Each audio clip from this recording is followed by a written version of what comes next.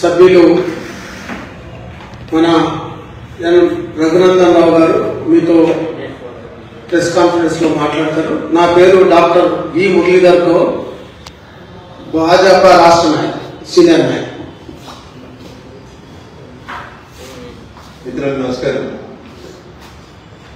గత 2-3 రోజులుగా టీఆర్ఎస్ కాంగ్రెస్ ఏదో ఉద్ధరించినట్టు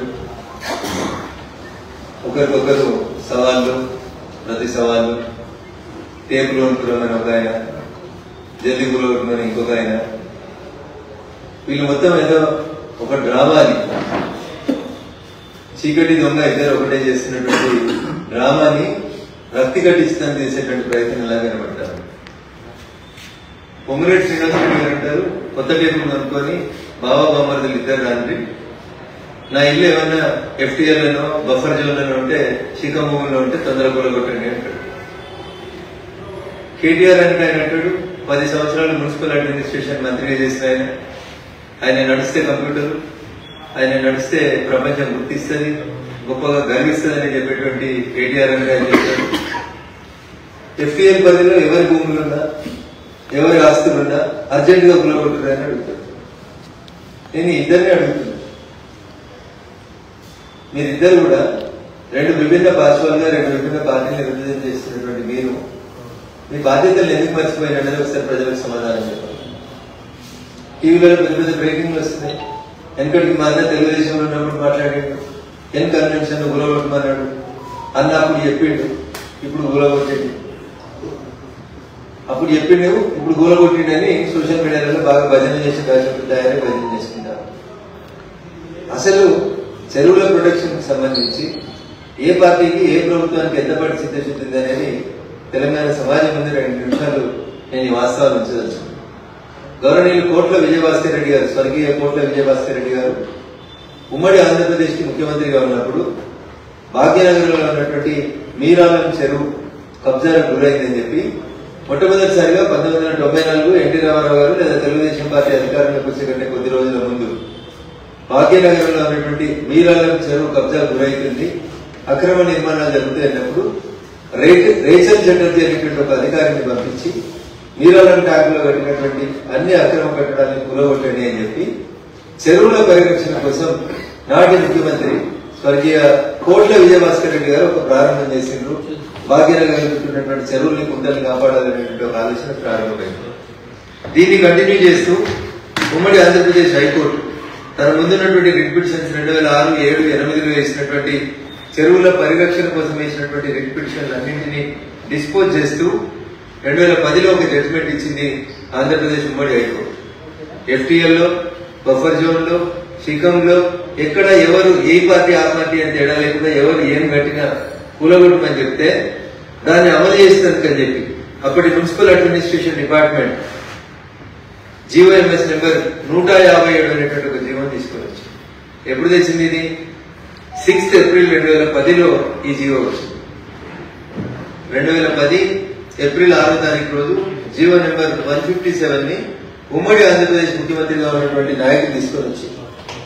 ఇప్పుడు నేను కొత్తగా వేసిన హైడ్రాని, నేను కొత్తగా లేక్ ప్రొటెక్షన్ వేసిన అని బాగా మాట్లాడుతున్నటువంటి మిత్రులందరికీ కూడా GOMS నెంబర్ 157 డేటెడ్ 6/4/2010 ఏం చెప్తుంది అంటే, హైకోర్టు సూచనల మేరకు, ఇందులో రాశారు క్లియర్ గా, హైకోర్టు సూచనల మేరకి మెట్రోపాలిటన్ కమిషనర్ అంటే MCDA చైర్మన్ ఎవరైతే ఉంటారో అతను, representative of the DG of the police, commissioner greater Hyderabad municipal corporation, ఇట్లా 17 మందిని పెట్టి అప్పుడే హైకోర్టు ఇచ్చినటువంటి సూచనల మేరకి ఈ జీవో నెంబర్ పేరు 157, GOMS నెంబర్ 157 ని 2010లో ఉమ్మడి ఆంధ్రప్రదేశ్ ప్రభుత్వం అమల్లోకి తీసుకొచ్చింది.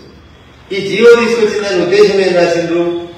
Prohibiting polluting industries, major hotels, residential colonies and other establishments that generate pollution in the catchment area of Osman Nagar, Himayat Sagar, lakes and the villages a list is hereby enclosed అని ఒక list ఇచ్చింది. ఏ ఊళ్ళల్లో చెరువులు, కుంటలు ఏమేమి కబ్జాలు అవుతున్నాయి, ఎట్లయితున్నాయి, వీటిని ప్రొటెక్ట్ చేయండి. ఈ ప్రొటెక్ట్ చేసేందుకు ఇగో ఈ 18 మంది అధికారులతో కూడి ఒక కమిటీ వేసినామని 2010లో ఒక కమిటీ వేసింది అప్పటి కూడా ఆంధ్రప్రదేశ్ ప్రభుత్వం. 94లో కోట విజయభాస్కర్ రెడ్డి గారు క్లీన్ చేసినటువంటి మీరాలం ట్యాంక్. అయ్యా రేవంత్ రెడ్డి గారు కాంగ్రెస్ అని మాట్లాడుతున్నారు కదా, మీరాలం ట్యాంక్ ని శుద్ధి చేసిండ్రు. రేచల్ చటర్జీ గారు ఇచ్చిండ్రు నివేదిక, కోట్ల విజయభాస్కర్ రెడ్డి గారు శుద్ధి చేసిండ్రు. ఏదో మీరాలం ట్యాంక్ ఉందేమో రేవంత్ రెడ్డి గారిని చూపెట్టుకున్నారు.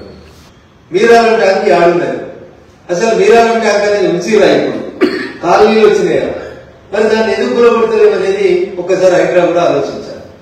1994 హైదరాబాద్ ప్రొటెక్షన్ కోసం రేచల్ చటర్జీ గారు ఇచ్చిన నివేదిక మేరకు 1994లో కోట్ల విజయభాస్కర్ రెడ్డి గారు క్లీన్ చేసి మీరాలం ట్యాంక్ లో కబ్జాలన్నీ తొలగించారు. ఇలా మీరాలం ట్యాంక్ ఉందేమో రేపు పోదామంటే రేవంత్ రెడ్డి గారు వస్తారంటే నేను తోలుకుంటున్నాను. ఇక గాడి మొదలు పెట్టాను. ఎంఐఎం కార్పొరేటర్లు వచ్చారు, గొడవ చేసారు. ఎందుకు పోతుంది హైడ్రా? ఎవరు వస్తే ఏ పార్టీ అయితే నేను అందుకని ఏం చెప్తా ఉన్నానంటే ఈ కేటీఆర్ పొంగులేట్లు ఇద్దరు సవాళ్ళు ప్రతి సవాళ్ళు. 2010లో జీవో వచ్చింది. తెలంగాణ ఉద్యమం బాగా పీక్ లో నడిచింది. తెలంగాణ ఉద్యమం నడిచినప్పుడు ఏం చెప్పినాం? మా భూములు మాకే కావాలన్నాం. అదొక స్లోగన్. పద్మాలయ స్టూడియోలు, రాఘవేంద్రరావు గారు ఇట్లా పేరు చెప్పాలంటే చాలా మంది కబ్జా చేసుకున్నారు. ఆంధ్రలో పైన మా భూముల్ని మాకు రక్షించాలని ఒక పెద్ద నినాదంతో తెలంగాణ రాష్ట్ర సమితి పార్టీ ఉద్యమం చేసింది. లాంగ్వేజ్ చాలానే ఉంది. పద్మాలయ స్టూడియోలు అపార్ట్మెంట్లు వచ్చినాయి, సర్వీస్ అపార్ట్మెంట్లు వచ్చినాయి. గొప్పగా చెప్పారు ఏమని, ఇక్కడ హైటెక్ సిటీ పక్కన పెద్ద పెద్ద బంగ్లాలు కడితే ఈ బంగ్లాలని ఎంక్రోచ్మెంట్లని జేసీబీ రిటాచింగ్ తీసుకుపోయి వాటి మీద ఎర్రసిరాతోటి రాసి ఈ భూములన్నీ గురుకుల ట్రస్ట్ భూములు, వీటిని అన్నింటినీ కబ్జా వెనక్కి తీసుకుంటుంది తెలంగాణ ప్రభుత్వం అని చెప్పి నోటీసులు ఇచ్చి రాసేసి వచ్చారు. నేను అడుగుతున్న కేటీఆర్, 2014లో తెలంగాణ ఏర్పాటు అయిన తర్వాత అప్పుడు ఆంధ్రప్రదేశ్ హైకోర్టు ఒక జడ్జిమెంట్ ఇచ్చింది. ఇంకా హైకోర్టు కాలేదు, హైకోర్టు ఒక జడ్జిమెంట్ ఇచ్చింది. ఎన్ కన్వెన్షన్ కి సంబంధించినటువంటి చెరువుని గుర్తించి దాని మీద మార్కింగ్ చేసి సర్వే చేసి ఆ ఆక్రమణని తొలగించమని చెప్పింది. బాగా చదువుకున్నారు కదా కేటీఆర్ గారు. సెల్ ఫోన్లోనే అంతా కనబడతాయి కదా, మీకు గూగుల్ మ్యాప్లు కనబడతాయి కదా. 2014లో సాక్షాత్తు ఈ రాష్ట్ర సర్వోన్నత న్యాయస్థానం ఎన్ కన్వెన్షన్ ను కూలగొట్టమని ఉత్తర్వులు ఇస్తే ఎందుకు ఎన్ని సంవత్సరాలు మీనమేషాలు లెక్క పెట్టింది? ఎందుకు వాళ్ళ కోడల్ని తీసుకొచ్చి తెలంగాణ చేనేతకి బ్రాండ్ అంబాసిడర్ గా పెట్టుకున్నారు? దాని వెనకాల ఉన్నటువంటి అంతర్యమే. 2014 నుంచి 2024 దాకా చెరువులో పెట్టిన ఎన్ కన్వెన్షన్ ఒక్కొక్క ఫంక్షన్ పేరిట వసూలు చేసినటువంటి డబ్బుల్ని ఇలా తెలంగాణ ఖజానాను జమ చేపిస్తారా చేపియరా? ఇలా రేవంత్ రెడ్డి గారు కూడా చెప్పాలి. ఒక్కొక్క ఫంక్షన్ కి 50 లక్షలు, కోటి రూపాయలు తీసుకుంది ఎన్ కన్వెన్షన్. 10 సంవత్సరాలు 2014లో దాన్ని సర్వే చేసి తొలగించమని రాష్ట్ర సర్వోన్నత న్యాయస్థానం చెప్తే మున్సిపల్ అడ్మినిస్ట్రేటివ్ మినిస్టర్ గా పనిచేసిన కేటీఆర్ గారు 10 సంవత్సరాలు ఎందుకు ఎన్ కన్వెన్షన్ ని తొలగించలేదు? దాని వెనకాల ఉన్నటువంటి లాలూచి ఎందుకు చెప్పు. ఏదో పొంగులేటి సుధాకర్ రెడ్డి, వివేక్ వెంకటస్వామి, గుత్తా సుఖేందర్ రెడ్డి ఏదో 10 పేర్లు చదివారు కేటీఆర్ గారు.